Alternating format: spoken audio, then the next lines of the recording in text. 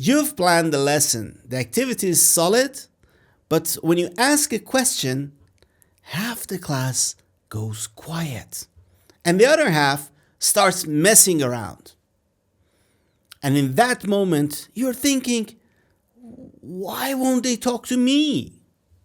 Here is something most teachers are never told. It's not your materials, it's not your instructions, and it's not because the children are difficult. It's because in that moment, your students don't feel safe enough to speak.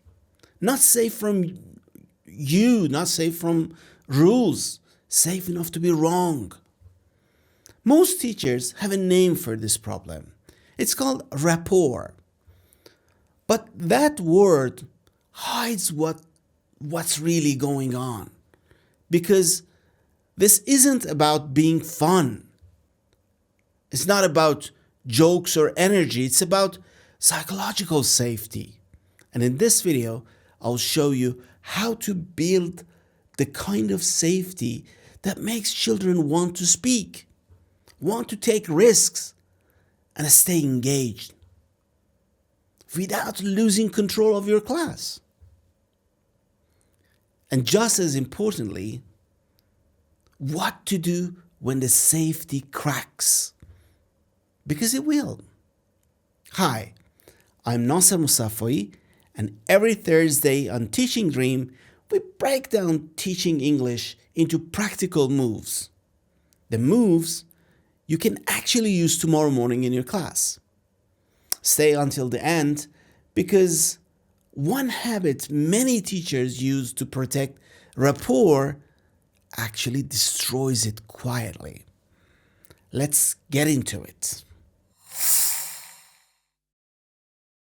Let me start with a quick check. Have you ever had a class that laughed with you but went completely silent when you ask a question? That's where many teachers get confused. For kids age 4 to 12, language lives in the part of the brain that shuts down under stress.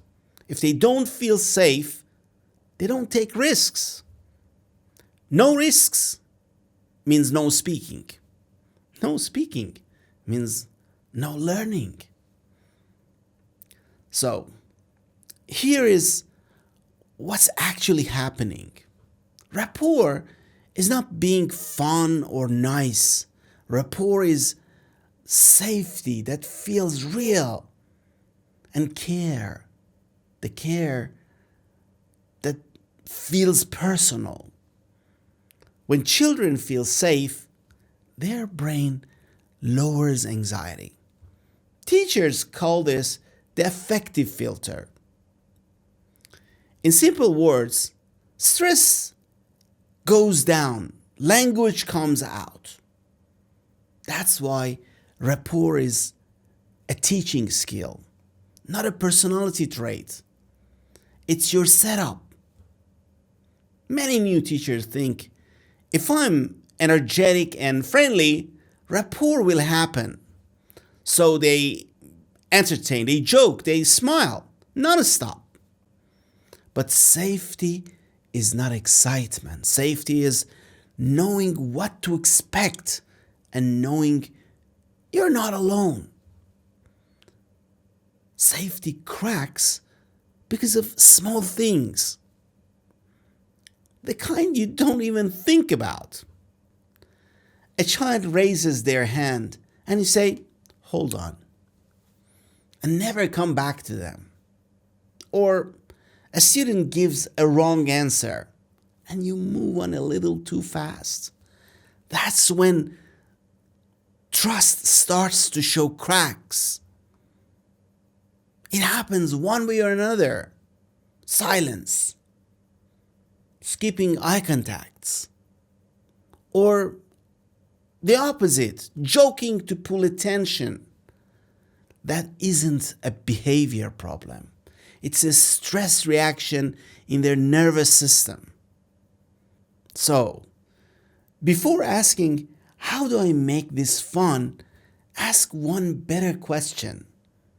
Do my students feel safe being wrong with me? Here is one simple shift.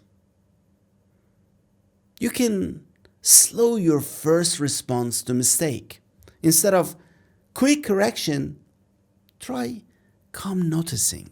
For example, instead of "no, listen again," say, "I see what you're trying. Let's try it one more time." A big change. You're telling the brain, errors don't cost you safety in this class.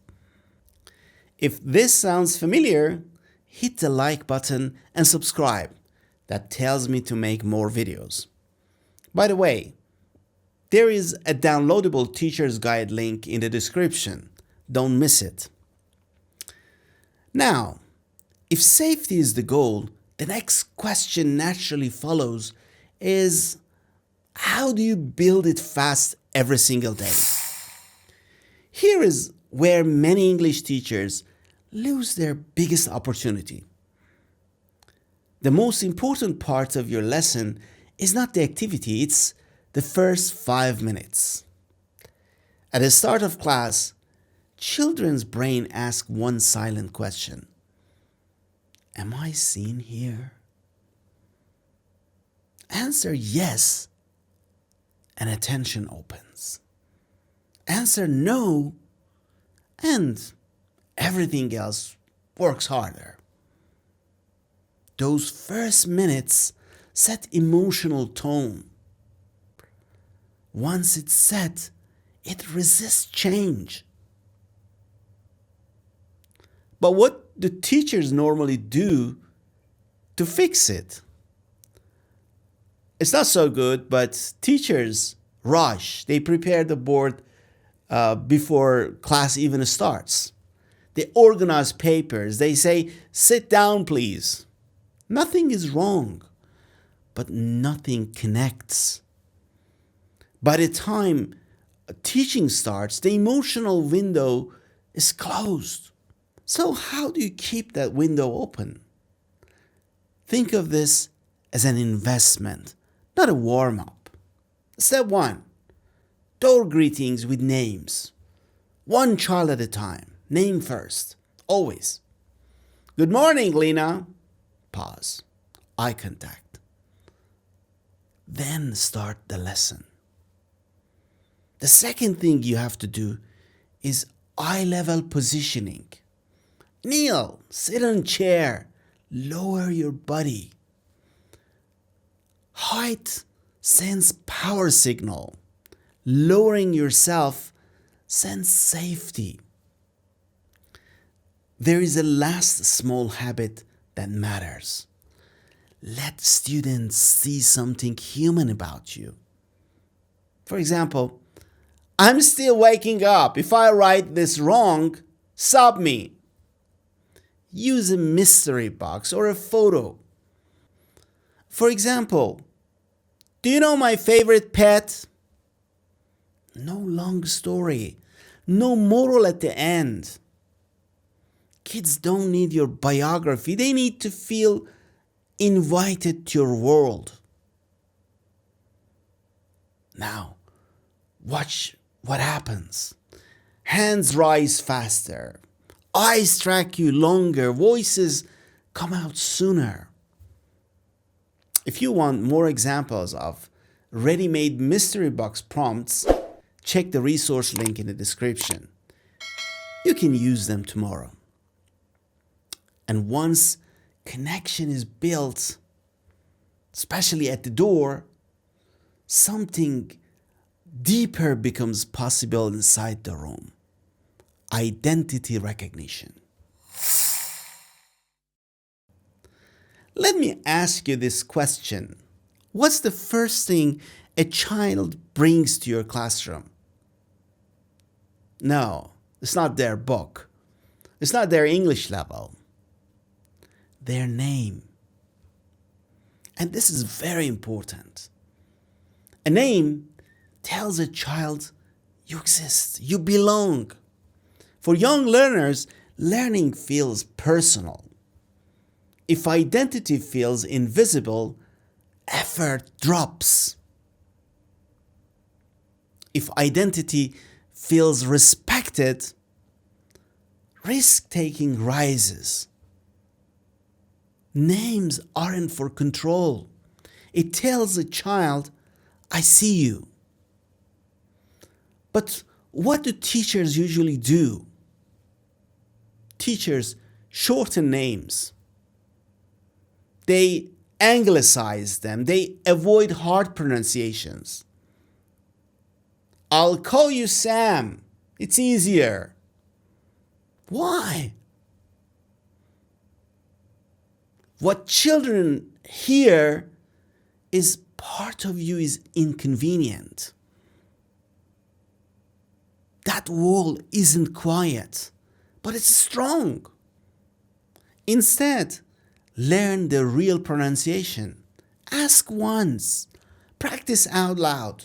Let the child correct you. Messing up is fine. Use names beyond control. Not just Ali, sit down. Use names to notice. Ali, I saw you helping your partner. Great. Maria, you tried again. That matters. One more thing you can do with names. Play with names respectfully. Instead of Bruno or Carla, say brave Bruno, careful Carla. Keep it positive. Names become mirrors. Children start seeing effort as part of who they are. And here's a quick win. When children feel recognized, behavior improves without threats. Then teaching gets easier. When teaching gets easier, rapport deepens. It means they trust you more. So you see, rapport wasn't smiles. It was safety. Built easily and protected daily. And that brings us to the part most teachers miss.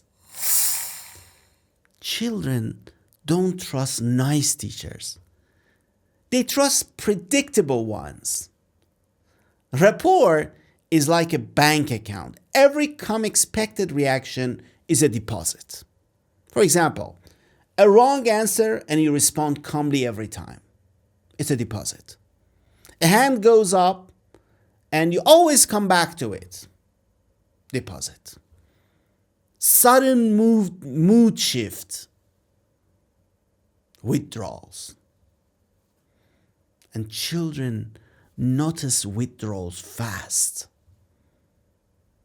I once watched a teacher who was warm on Monday, joking, smiling, flexible. On Wednesday, the same behavior got sharp corrections. Same rules, same kids, different tone. By next Monday, hands stayed down. Risk disappeared. Not because she was mean, because the kids didn't know which version of hair they would get. Uncertainty is unsafe. One of the common mistakes among young learner teachers is relying on mood instead of structure. Being on some days and reactive on others. From a child's brain, this feels like, I don't know how to stay out of trouble here. Consistency is not boring. It's regulating. And then make deposit using specific noticing. For example, John, I noticed you started without being asked. Great. Mina, I saw you help your partner quietly. Very good. Listening isn't politeness. Listening is stress reduction. Lower stress is equal to more language output. Children don't stop talking because they don't know English. They stop talking because they don't feel heard. You might have seen teachers interrupting to fix grammar mid-sentence, finish the student thoughts, push past emotion to save time. What kids hear is, the task matters more than you. That shuts the door instantly. So, what should I do? Okay, let them finish, even if it's slow, even if it's messy. Respond to meaning, not accuracy. Child says, I no go school. You don't correct first. You ask, why didn't you go? Now English is a tool, not a test. When emotion shows up, pause the lesson, acknowledge it, 2 minutes max, then say, okay, let's go back. Children don't need long therapy sessions. They need acknowledgement, then structure. And yes, allow L1 for emotions if needed. Okay. We already know rapport is vital for young learners. But if it worked for Jake, can it work for others? Fair doesn't mean equal. Fair means, what does this child need to feel safe enough to engage? One teacher calls on raised hands and praises answers, and only a few students stay engaged. Another teacher asks for thumbs up first, then says to a quiet student, just try the first word. Everyone stays mentally present, even the quiet ones. Same fairness, different outcomes. The mistake, unfortunately, in many classes, treating everyone the same. It's a big mistake. Equal attention often rewards loud, fast, and confident students. Quiet learners vanish silently. So what's the solution? For shy kids, say thumbs up if you agree. Show me with your fingers. For introverts, side-by-side interaction. For example, the teacher kneels next to the student or sits on a chair next to the students. Looks at the same page and says, which part is hard? Show me. No public spotlight. Rapport isn't built by asking, how can I include everyone equally? It's built by asking, what does this child need right now? Yes, sameness feels fair, but to adults, children need customization to feel safe. By now, rapport probably sounds doable. So here is the uncomfortable truth. Most rapport isn't lost through big mistakes. It dies through small, quiet habits. Let's see how the child's brain experiences this. Children are extremely sensitive to social threats. When they sense embarrassment, the brain switches to protection mode. When a child shuts down, the talking stops and the learning turns into rule following. Let's name some biggest silent killers. First, sarcasm. Making fun of them. Sarcasm lands harder on kids than we think. They don't hear humor. They hear judgment. Second, public comparison. Look how quickly Sarah finished the task. Everyone else is ready. This creates winners and losers. Losers stop trying. The third one, which is very common in English classes, fake praise. Perfect when it wasn't. Great job for basic compliance. Children sense when praise is empty. When words lose truth, trust follows. Another one is ignoring emotions to finish the lesson. You see frustration from their face, but you think we have to get through this. To the child, the message is the task matters more than you.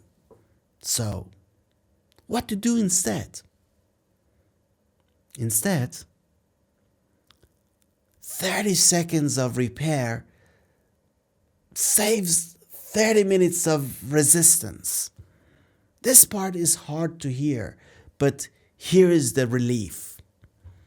Strong teachers don't panic when trust breaks. They know how to repair it.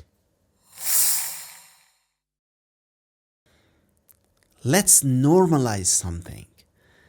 Rapport will break. With tired teachers, with loud classes, with real human.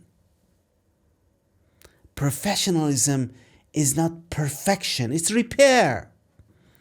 When a child sees an adult repairs a mistake, safety increases. Because unpredictability turns into reliability again. Repair teaches kids the relationship is safe again. And that lesson lasts longer than the activity you are teaching.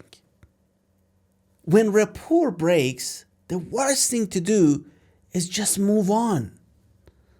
Some teachers think, if I don't mention it, it'll disappear. It doesn't. Silence locks the moment in place. A simple repair sequence is like this. In the first step, go private. Never repair in front of peers. Dignity comes first. The second step is be calm and specific. Not sorry about earlier.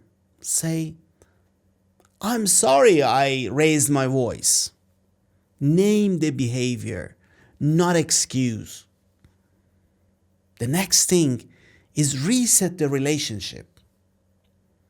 This is a fresh start. Same day, same tone, same expectations. No reminders, no guilt. Repair is not weakness.